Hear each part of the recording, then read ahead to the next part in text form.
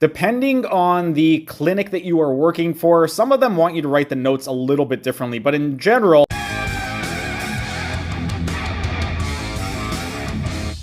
Hey everyone, thanks for tuning in. Steven here with Team Euphoric, and today I'm going to be teaching you how to write SOAP notes. before I go over my case study for my patient with scoliosis, I'm first going to explain how exactly to write SOAP notes.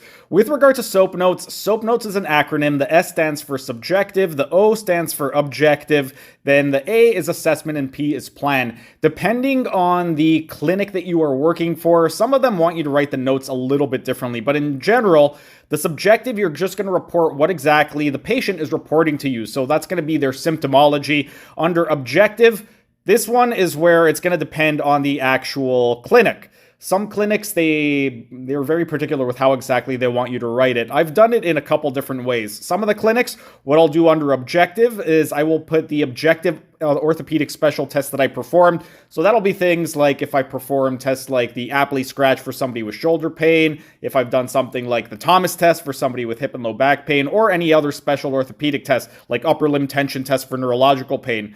Other clinics, what they want you to do is the actual treatment that you performed and the exercises, they want that in the objective. But it could go either way. You could either perform there or write down the actual assessments, or you could write down the actual treatment that you performed.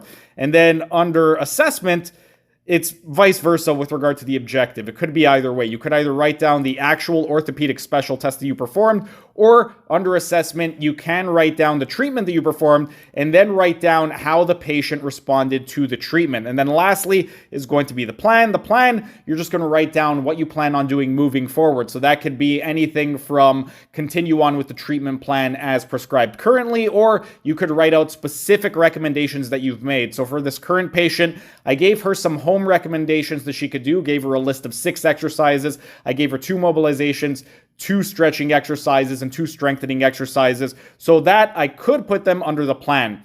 But now that we've explained how exactly to write SOAP notes, I'm going to be going over my patient case study and explaining what exactly I did with this one particular patient for scoliosis.